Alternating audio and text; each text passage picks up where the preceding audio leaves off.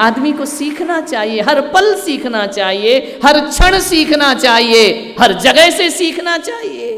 जब तक केवली भगवान ना हो जाओ, जब तक कैवल्य और बोधि की प्राप्ति ना हो जाए, तब तक विद्यार्थी में जीवन हमें व्यतीत करना चाहिए। मैं सीखता हूँ, जहाँ से जो मिलता है वहाँ से ग्रहण कर लिया करता हूँ, लेकिन मेरी बात छोड़ो, चलो थोड़ी सी तुम्हारी बात कर लेता हूँ। आपको लगता है, ऐसा कभी महसूस होता है कि हम अपने बच्चों को कोई बहुत बड़ी विरासत सौंप करके जा रहे हैं, हम अपनी इस पीढ़ी को कोई बहुत अच्छी वसीयत धरोहर सौंप करके जा रहे हैं? क्या सौंप करके जा रहे हैं? विचार करना है आपको, आज आपका चिंतन करना है। आज अपने आप को आत्मचिंतन और आत्ममंथन के लिए मैं आपसे मुखातिब हो रहा हूँ। ध्यान रखिए, मैं इतना ही आपसे निवेदन करना चाहता हूँ। क्या आपको लगता है कि आपने अपने बच्चे को एक बहुत जिम्मेदार इंसान बना दिया है? ये महसूस होना चाहिए अपनी ज़िंदगी में। जिम्मेदारी का अर्थ ये नहीं होता कि नोट कमा ले, और जिम्मेदारी का अर्थ ये नहीं होता कि घर परिवार को चला ले, पत्नी ले आए, बच्चे हो जाएं। इसको जिम्मेदारी नहीं कहते हैं मेरे भाई। जिम्मेदारी तो उसे कहते हैं कि कैसी दिए में रोशनी छोड़ करके जाओ कि घर भी रोशन हो और पड़ोस भी रोशन होना चाहिए। उसका नाम जिम्मेदारी हुआ करता है। क्या आपने अपने बच्चों को ऐसे संस्कार प्रदान किए हैं कि मेरे बच्चे, मेरे बेटे अपने घर के आंगन में एक ऐसा पेड़ लगाना जिसकी छाया पड़ोसी के घर तक भी जाती हो? क्या ये संस्कार हमने दिए हैं? हमने तो शायद वो सौंप रहे हैं कि इस पेड़ की छाया केवल हमको मिलती रहे, पड़ोसी के घर में जाए तो डालियां काट देना चाहिए। ये संस्कार नहीं हुआ करते हैं। क्या आप अपने बच्चों के हृदय में वो दिया जला पाए हैं कि दहली के एक हिस्से पर दिया रख दिया जाए तो बाहर का दरवाजा भी रोशन हो और अपना दरवाजा भी रोशन हो? क्या ये दिया हम सौंप पाए हैं अपने बच्चों को? अपनी औलाद के प्रति हमारे क्या दायित्व हुआ करते हैं? अपनी संतान के प्रति हमारे क्या दायित्व हुआ करते हैं?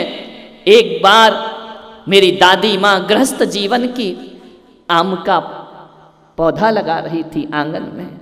मैंने कहा ये क्यों लगाती है? बोले जरूरी है। मैंने कहा कि देख, ये आम का पेड़ आजकल के आर्टिफिशियल पेड़ तो है नहीं, हाइब्रिड तो है नहीं कि आज लगाए कल फल आ गए। पहले तो वर्षों इंतजार करना पड़ता था। कभी कभी तो ये होता था कि आम लगाते हम थे और खाती आने वाली पीढ़ी थी। उन्होंने एक आम का पेड़ लगाया, उन्होंने एक इमली का पेड़ लगाया। मैंने कहा ये पेड़ क्यों लगाए हैं? मैंने कहा देख, जब तक ये पेड़ बड़ा होगा ना तब तक तू इस दुनिया में नहीं रहेगी। तो मालूम है क्या बोला उन्होंने कि बेटा एक बात ध्यान रखना, यदि हर कोई ऐसा सोचेगा तो दुनिया में पेड़ ही नहीं बचेंगे, वृक्ष ही नहीं बचेंगे। छाया कौन देगा और फल कौन देगा? हर चीज अपने लिए नहीं होना चाहिए, आने वाले संसार के लिए भी हमें कुछ सौंप करके जाना चाहिए। हमारे पूर्वज सौंप गए तो हमने फल खाए हैं, अब हमारा दायित्व है हम सौंप कर जाएं तो आगे वाली पीढ़ी को फल खाना चाहिए। ये क्या है? ये कोई बहुत बड़ी उन्होंने डिग्री प्राप्त नहीं की थी, बहुत बड़ी किसी स्कूल में शिक्षा प्राप्त करने नहीं गई थी, लेकिन उनकी बातों से ऐसा लगता था कि वह शिक्षा भले उसने अक्षर ज्ञान ना किया हो, लेकिन अनुभव का ज्ञान अक्षरों से भी बढ़कर उनके पास हुआ करता है।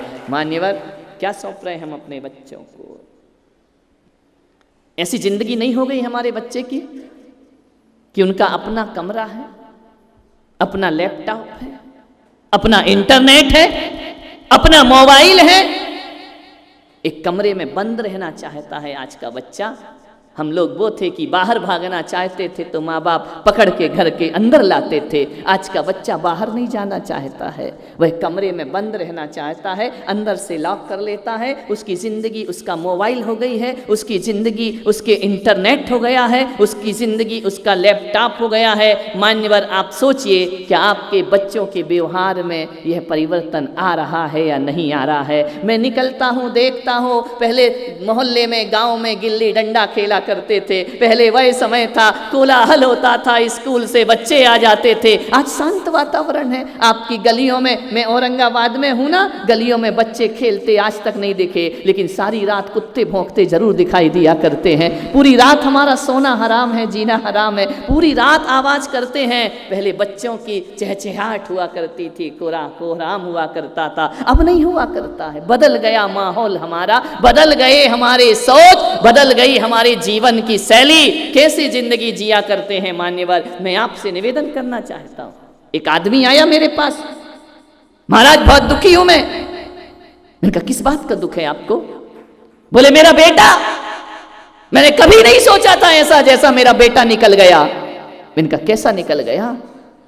बोले महाराज वो कोई हमारे संस्कार और परंपराओं को जीना नहीं चाहता है। मंदिर आना दूर की बात है, मंदिर तो आना ही नहीं चाहता। और मुझे नहीं मालूम कि साल में वो कितनी बार भगवान के दर्शन करता होगा।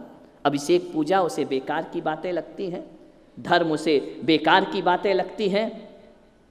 महाराज मैंने सोचा नहीं था मेरी औलाद ऐसे निकलेगी। मान्यवर सोचना है, जब बच्चा छोटा होता है ना तो नाव की तरह माँ से बंधा रहता है। जहाँ जहाँ माँ जाती है वहीं वहीं बच्चा जाता है। जब बच्चा थोड़ा बड़ा होता है ना तो नाव की तरह बनना नहीं चाहता है, उस नाव से रस्सी छुड़ाना चाहता है। ध्यान रखिए, बच्चा जब छोटा होता है, बहुत छोटा होता है, तो माँ की गोद में बैठना चाहता है। वो बच्चा जब बड़ा होने लगता है ना तो गोद से दूर भागता है।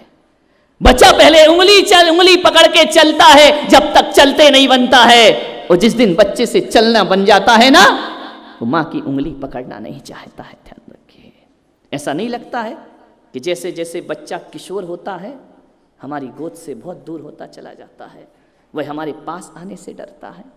एक बात याद रखना, औलाद बड़ी हो जाती है, माँ कभी बड़ी नहीं हुआ करती है। माँ तो हमेशा माँ हुआ करती है। ध्यान रखना, माँ कभी बड़ी नहीं होती, माँ कभी बूढ़ी नहीं हुआ करती है, वह हमेशा माँ ही बनी रहती है। औलाद बहुत बड़ी हो जाती है, इतनी बड़ी कि हमारा बेटा हमसे दूर हो जाया करता है। हमारा बच्चा जब पहले छोटा था, छोटी सी बालिकाएं थी, छोटा सा बालक था, स्कूल से आता था, एक एक बात शेयर करता था। मम्मी आज स्कूल में ये हुआ, माँ आज टीचर ने ये बोला, आज मुझे ऐसा हुआ, आज मैं स्कूल में मेरे ये दोस्त बने, आज स्कूल में ऐसा मजा आया। एक एक बात बच्चा खाना खाते जाता था और माँ बाप से शेयर करते जाता था। आज तुम्हारा बच्चा बड़ा हो गया, कुछ तुमसे शेयर करना चाहता है, कुछ बात तुम्हें बताना चाहता है?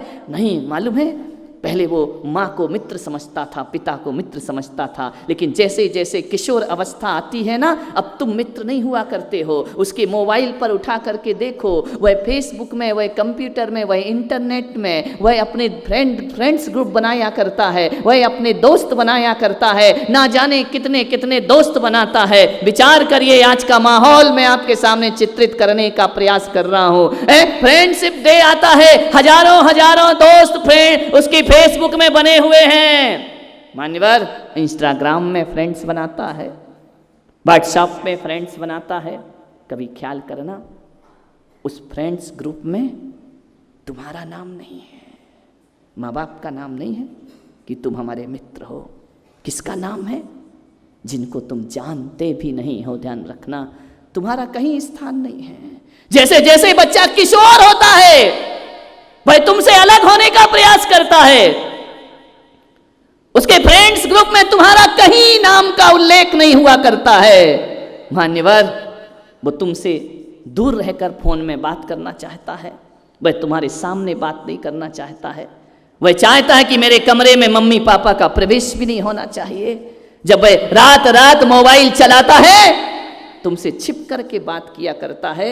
वह माँ बाप के सामने अपने दोस्तों से बात नहीं करना चाहता है। ऐसा लगता है कि हमारी औलाद हमसे दूर भाग रही है। धीरे धीरे ध्यान रखना, इतनी दूर जाती है, इतनी दूर कि फिर वह विदेश पढ़ने चला जाता है, वहीं उसकी शादी हो जाती है, वहीं विवाह हो जाता है। फिर तुम बेटे का ऐसे इंतजार करते हो जैसे साल में कभी बेटियां ससुराल से पीहर आया करती थी 4-6 दिन को रक्षाबंधन के पर्व पर, ऐसी औलाद तुम्हारे पास आती है। विचार करिए, जो कभी माँ की कोख से जुड़ा रहा बच्चा, माँ की छाती से जुड़ा रहा बच्चा आज क्या स्थिति उसकी है, वह तुम्हारे पास नहीं आना चाहता है। तुम कोई सलाह दो तो कहता है मम्मी आप बिल्कुल प्लीज़ बिल्कुल डोंट गिव एडवाइस, मुझे देने की कोई ज़रूरत नहीं है। बच्चा आपसे इतना ही मतलब रखता है कि मेरे स्कूल की फ़ीस कितनी है वो चुका दीजिए, मेरे कॉलेज की फ़ीस कितनी है वही चुका दीजिए, और स्कूल कॉलेज में क्या फैसिलिटीज़ होती हैं वह मुझे दे दीजिए, बाकी मेरा तुमसे कोई रिश्ता नहीं है। ध्यान रखना, ज्यों ज्यों उम्र बढ़ती है, किशोर अवस्था आती है बच्चे की, क्यों करता है आखिर हमारे बच्चे ऐसा हमारे साथ, क्यों होता है हमारे जीवन में? एक बात याद रखना, जिंदगी में वो मोड़ जरूर आएगा, जिंदगी में वो मोड़ जरूर आएगा जब हमारा बच्चा खुद की दुनिया खुद बनाएगा। ध्यान रखना है, उसमें तुम शामिल नहीं होगे। ध्यान रखना, उसकी पत्नी होगी, उसके बच्चे होंगे, उसका परिवार होगा, तुम शामिल नहीं होगे उसमें। ध्यान रखिए मान्यवर, जिसे तुमने ज़िंदगी में शामिल किया वो जीते जी ज़िंदगी से तुम्हें आउट करने की तैयारी में लगा हुआ है। मान्यवर, आपसे निवेदन है, क्यों ऐसा क्यों हो रहा है? माहौल हमारे घरों का, ऐसा वातावरण का निर्माण क्यों हो रहा है हमारे घरों में? कहीं ना कहीं कुछ ना कुछ तो गड़बड़ है ना। मान्यवर, सोचना है, विचार करना है, आपको चिंतन करना है, आपको इस विषय में सोचना पड़ेगा। इस पीढ़ी को, इस पढ़ी लिखी पीढ़ी को हर कोई तुमसे दूर भागता है। बहू आती है ना, वह भी दूर भागने का प्रयास करती है, कोई तुम्हारे निकट नहीं आता। बताइए क्या दिक्कत है? और मालूम है, मैं आपसे बताता हूं कि 34 साल हो गए माता जी को देवलोक हुआ, समाधि हुई, तुम्हारे बच्चे तुमसे दूर भागना चाहते हैं और आज उनका वंश उनके पास आना चाहता है। हम पास आना चाहते, हम सोचते हैं कि काश वो आज भी जीवित होना चाहिए थी, आज भी हम उसके साथ होते तो जिंदगी कुछ ना कहीं की कहीं पहुंच गई होती।